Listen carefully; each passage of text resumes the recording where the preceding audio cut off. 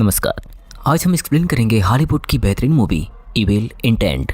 Film की शुरुआत में हमें एक खूबसूरत नर्स को दिखाया जाता है जो हॉस्पिटल में अपनी मरीज की देखभाल कर रही होती है। मरीज एक बूढ़ी औरत होती है जिसकी हालत बहुत ही ज़्यादा ख़राब थी। उसको सांस लेने में भी बहुत ज़्यादा तकलीफ़ हो रही थी। इसलिए वो नर्स, जिसका नाम गोविन होता है, वह उस औरत के पास आती है और उसकी सांस लेने की पाइप को बंद करने के बाद वो ज़ोर ज़ोर से चिल्लाने लगती है। जिसके बाद वहाँ पर डॉक्टर आते हैं और उस बूढ़ी औरत को आकर बचा रहे होते हैं।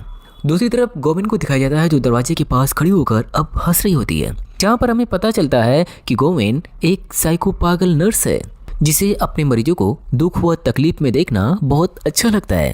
हालांकि उस बूढ़ी औरत को डॉक्टरों ने आकर किस तरह से बचा लिया, लेकिन गोविन को दूसरी तरफ अपने किए हुए पर जरा भी शर्मिंदा नहीं होती, बल्कि वह खुश होती है। दूसरे सीन में एक औरत और हस्बैंड को उसकी अपनी छोटी सी बच्ची के साथ दिखाया जाता है जो हंसी खुशी के साथ अपनी ज़िंदगी गुजार रहे होते हैं। लेकिन तभी उसके पास उसका बेटा आता है और कहता है, मॉम मेरे पैरों में दर्द हो रहा है। असल में उसके बेटे को एक बीमारी होती है जिससे वह अच्छी तरीके से चल नहीं पाता और इस बात को लेकर मीरा काफ़ी परेशान रहती है। दरअसल उसे डर लगता है कि उसके बेटे को कहीं कुछ हो न जाए, जिस पर उसका हस्बैंड कहता है यह बस एक कॉमन सी बात है, इस पर इतना डरने की ज़रूरत नहीं है। दरअसल वो सोचती है कहीं उसका बेटा गिर न जाए और इसीलिए वह एक नर्स को हायर करती है। और अब यहाँ पर एंट्री होती है उस साइको नर्स की जिसे मीरा अपने बेटे की देखभाल के लिए रखा था। मीरा के घर में अब वह नर्स भी आकर रहने लगती है।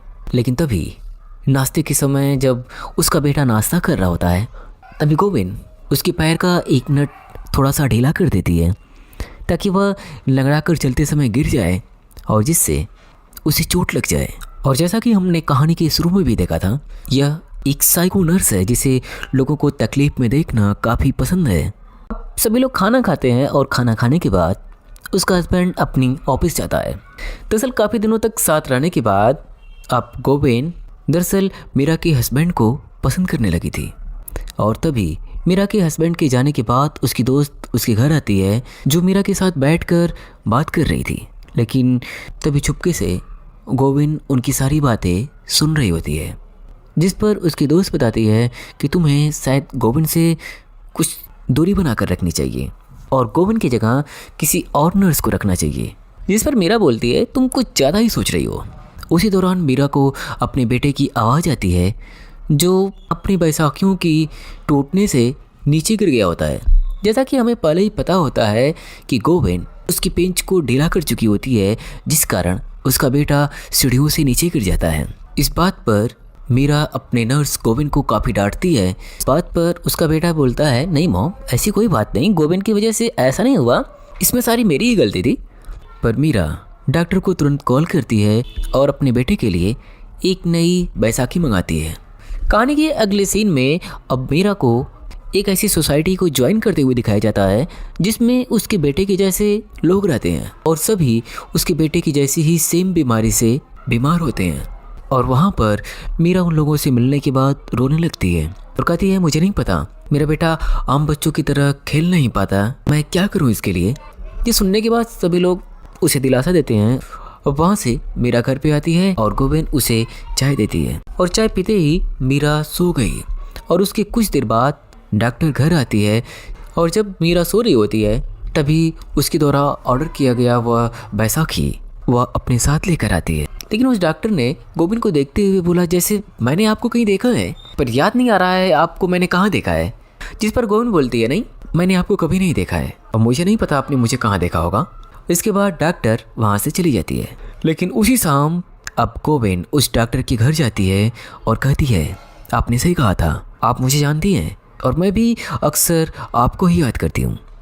इतना कहने के बाद उसने उस डॉक्टर को पकड़कर उसकी बाजू में एक इंजेक्शन लगा दिया।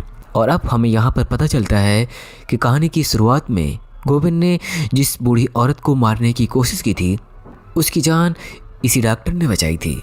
मगर अब गोविन को डर था कि कहीं डॉक्टर मीरा के हस्बैंड को भी ना बता दे, इसलिए ड्रग वाला इंजेक्शन लगाकर उसे मार दिया था। उसी रात मीरा को एक आदमी का कॉल आता है जो अपना नाम डेविड बता रहा था और कहता है मैं उसी सोसाइटी का मेंबर हूँ जिसमें तुमने अपने बेटे को ज्वाइन करवाया है।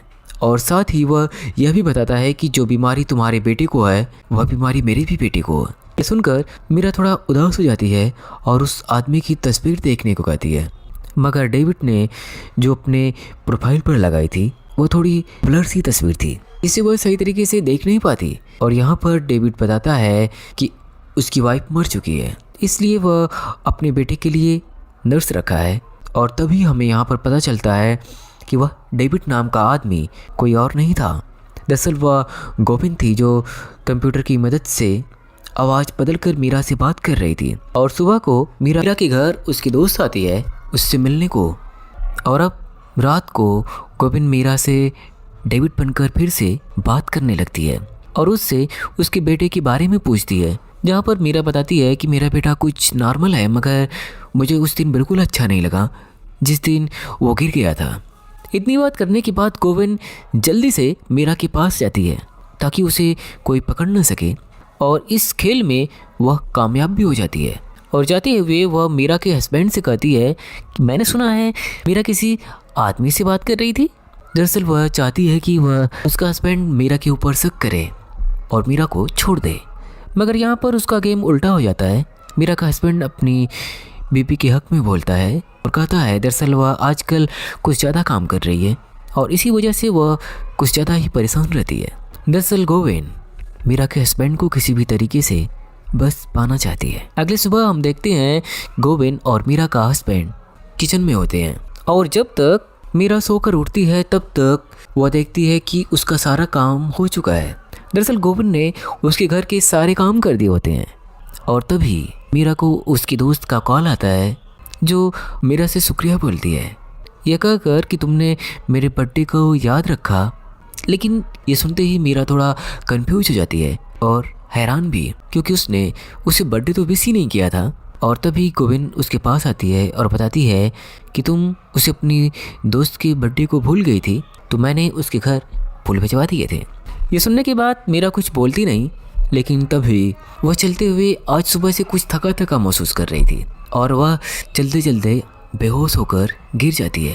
हालांकि गोविंद उसे बचाकर यहाँ पर लाती है और कहती है शायद आपको किसी डॉक्टर से चेक करवाना चाहिए, लेकिन मीरा यहाँ पर मना करती है और कहती है तुम इसके बारे में मेरे हस्बैंड से कुछ मत कहना। तब गोविंद कहती है तुम्हें डॉक्टर के पास जाने की ज़रूरत है, या अगर तुम बोलो तो मैं तुम्हारा ब्लड सैंपल ही टेस्ट करवा दूँ। और अब रात होती है और रात में गोविंद फिर से डेविड बनकर पूरी रात मीरा से बातें करती है। और तभी यहाँ पर उसका हस्बैंड और बेटा आ गए होते हैं, जिन्हें देखकर मीरा कॉल को काट देती है। मीरा अपने बेटे को कमरे में ले जाना चाहती थी, तभी उसे कुछ धुंधला सा दिखाई देने लगता है और वह सुबह पर ही सो जाती है। और तभी उसे मैसेज आता है डेविड एक फ्रॉड है। सुबह को जब मीरा का हस्बैंड उसके पास आता है तो वह उसके फ़ोन में मैसेज देखता है। तब उसे कुछ समझ नहीं आता कि डेविड कौन है और मीरा उससे क्यों बात कर रही है, पर वो कुछ नहीं बोलते। हालांकि मीरा जब से गोविंद आई थी तब से अपने आप को कुछ ज़्यादा ही बीमार महसूस कर रही होती है। दरअसल अब उसे चक्कर भी आने लगा होता है और वह चलते चलते बेहोश हो जाया करती है। इस बात पर जब उसका ब्लड टेस्ट करवाया गया होता है, जो कि गोविंद ने ही करवाया था, तब उसने बोला था सब कुछ सही है।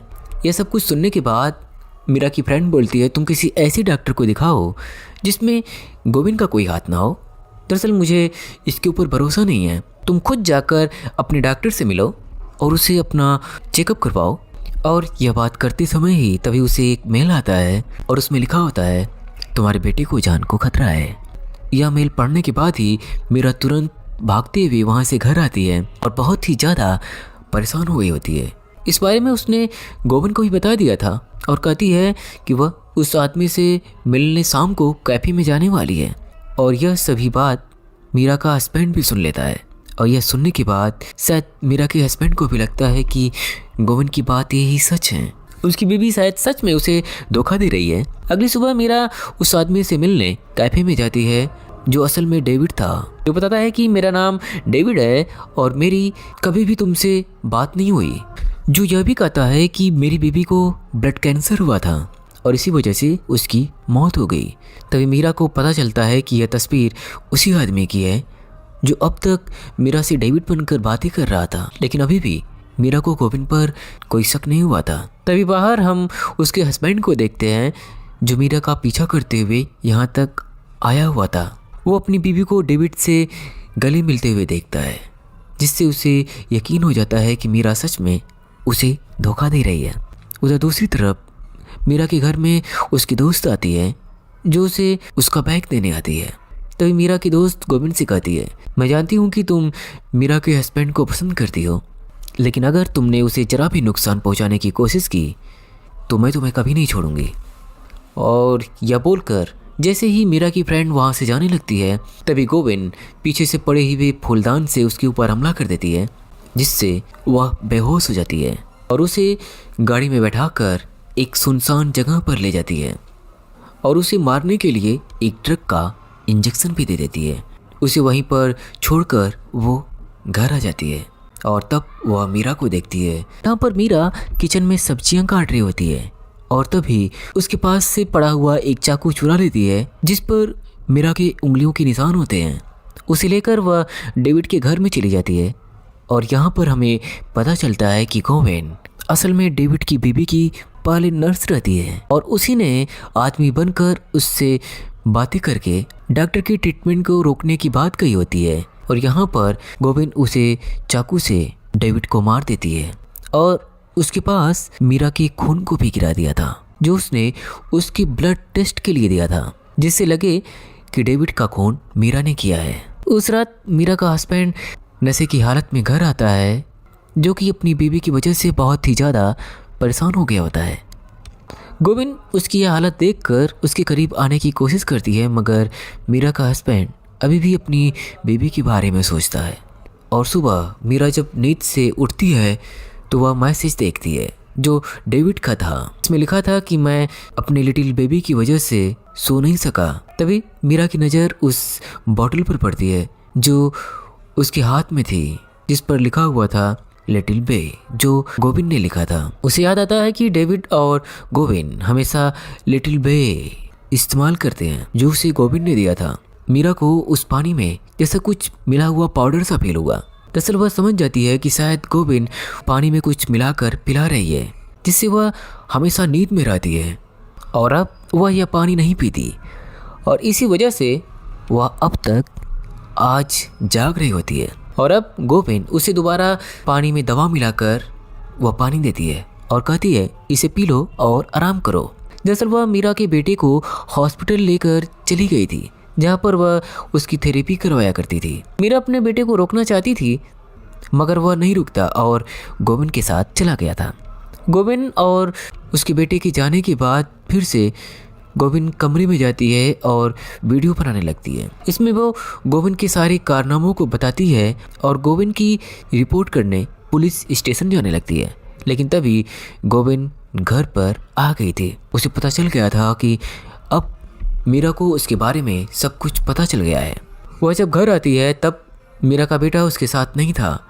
मीरा उसे अपने बेटे के पास चलने को कहती है और रास्ते में जाते हुए गोविंद बताती है कि तुम जानती हो मैंने कितने साल नर्स का काम किया है, मुझे अपने घर में तुमने जगह दी, फिक्र मत करो, मैं तुम्हें मारकर तुम्हारी जगह ले लूँगी और अपनी फैमिली बनाऊँगी।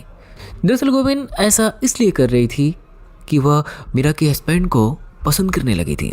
दूसरी तरफ मीरा का हस्बैंड भी घर आ जाता है और उसे मीरा घर पर नहीं मिलती और उसे उसका फ़ोन मिलता है, जिसमें उसकी रिकॉर्डेड की हुई वीडियो होती है और जिसे वह देखता है और देखने के बाद गोविंद की असलियत का उसे पता चलता है।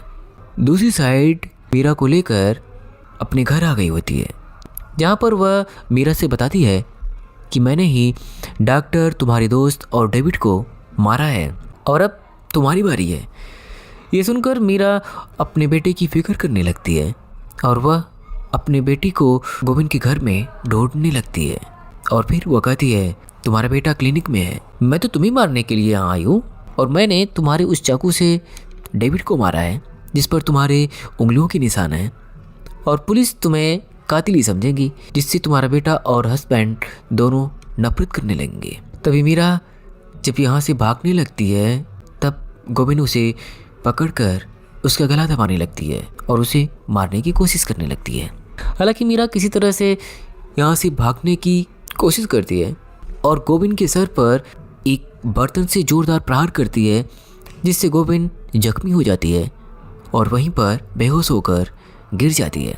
जिसके बाद मीरा घर की तरफ निकल जाती है और कहानी की आखिरी में मीरा और उसका हस्बैंड और उसके बेटे को दिखाया जाता है, जो फिर से एक खुशहाल ज़िंदगी गुजार रहे होते हैं और गोविंद को इतने सारे खून करने के जुर्म में सजाए मौत की सज़ा होती है।